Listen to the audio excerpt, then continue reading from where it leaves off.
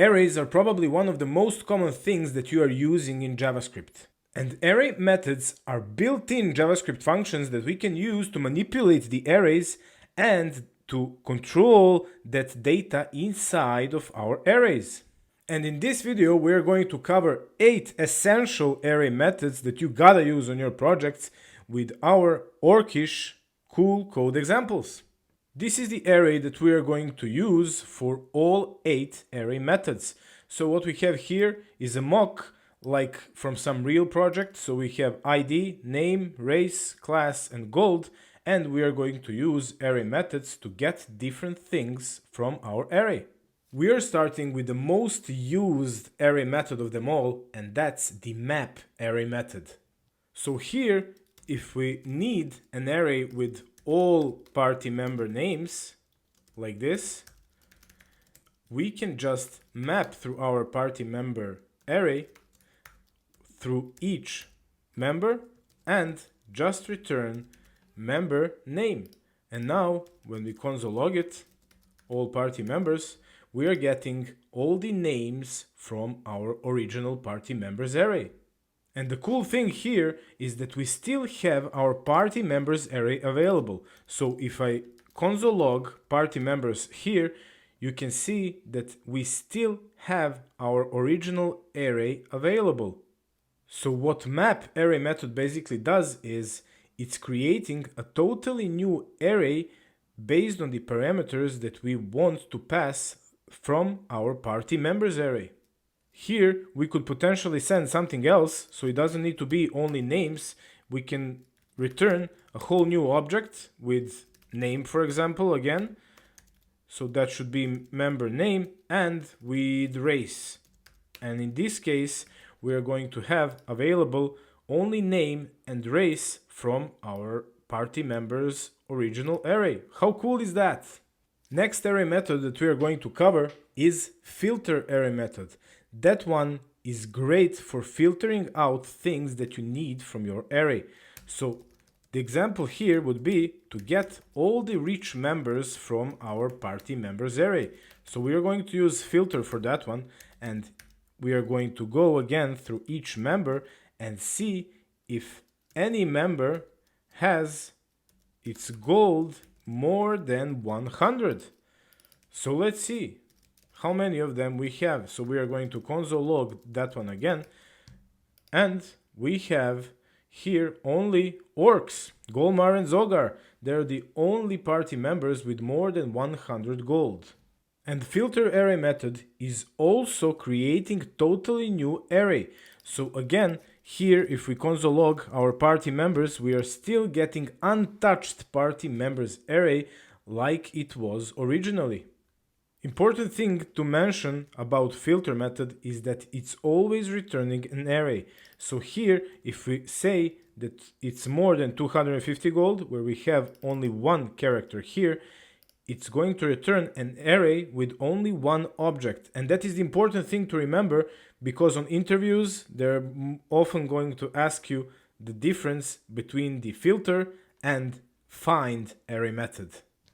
This is the find array method. So let's see how it is used, and then let's see the difference between filter and find. The most common use case for find is to get some object by some ID or name. So here I'm going to create get by ID function, which receives an ID, which is type number, and I'm going to use find array method for that one. So for our member, I'm going to return the member ID, which equals to this ID that we are sending in our function. So now we can easily extract any object from our array by ID. So I'm going to console log get by ID, and I'm going to put number 4. And here we are going to get an object with our only human in party, and that's Reynold. And check now the difference between find and filter. Here we are getting an object. So here if we would put find, and here we can just say reach member 2, and we console log both of these reach members. so this one and this one, we're going to get in the first rich member with filter an array with only one object, and rich member 2 is only an object without an array.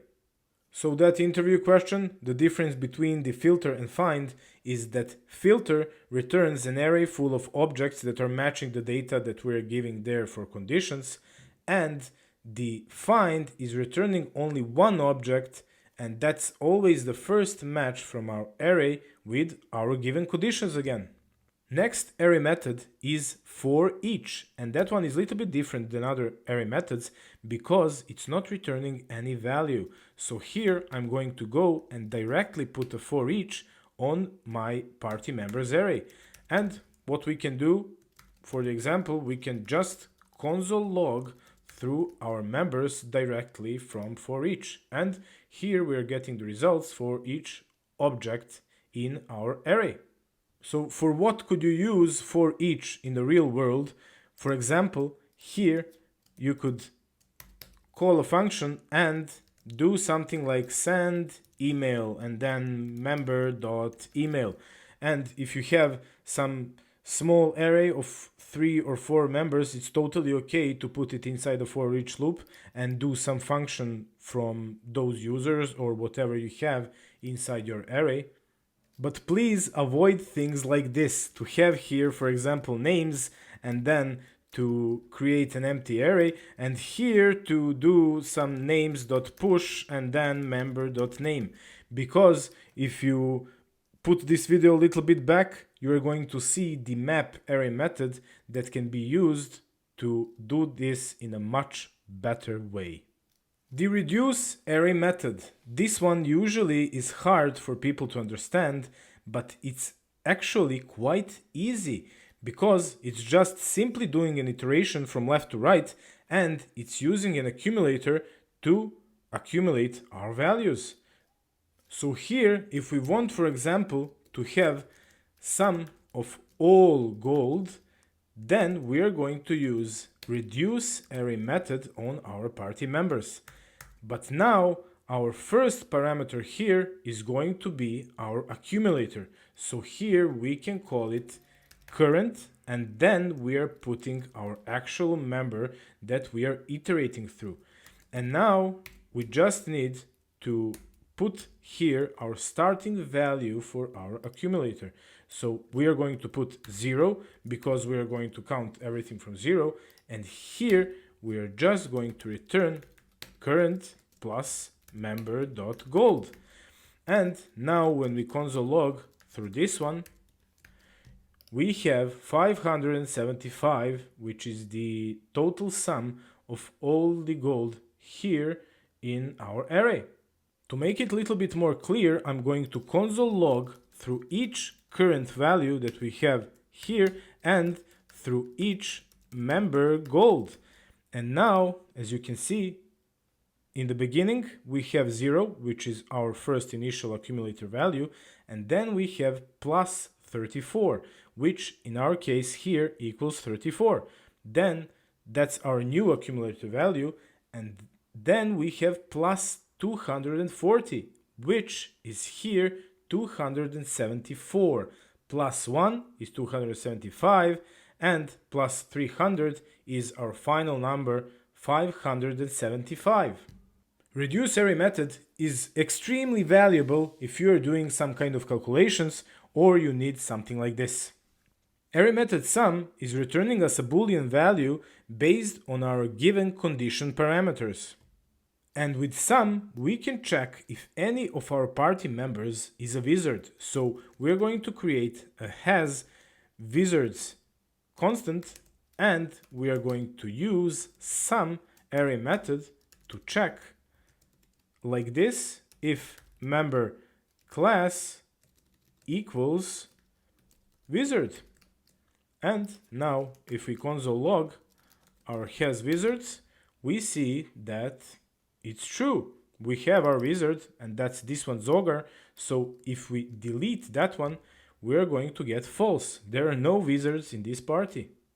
So sum is perfect to check some things like that, to get a quick answer true or false. So we can do the same thing with gold like we did with our filters. We can say if some member has more than 100 gold, we have true. If it's 1000, we are going to get false. So they don't have enough gold for some item to buy or something like that.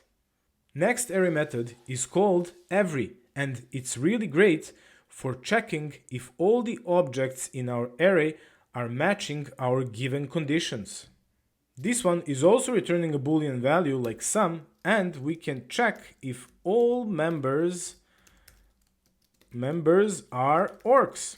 And that one should be easy, so we are going to use every array method, and we are going to check if our member race equals orc. And let's see, if we console log it, all members are orcs, we get false because we have here one elf and one human. So if we would delete the elf and delete the human, we're going to get true. With every array method, you can really quickly iterate through all of your objects inside your array and check if they are meeting your given conditions. And the last array method I'm going to show you is called includes. It also returns the boolean value, but it's not good for an array like this full of objects. It's usually used if we have some kind of array like this. So here we could go and check if is race orc in there, and we can go through races and say includes orc, just like this. And when we console log it, is race orc, we see that it's true. But if we check here for dwarf, we see that it's false. We don't have any dwarfs inside our array. So the main difference with includes array method is that it's only taking one argument. It's not taking a function like all the other array methods.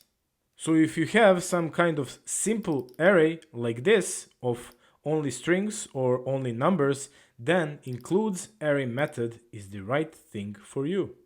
I'm using these array methods all the time on my projects. They are really useful if you want to control the data inside your arrays. If you'd like more tutorials like this, just like this video and subscribe to my channel. Also, if you have any questions for me, I'm always online on my Discord channel. You have the invitation in the description below.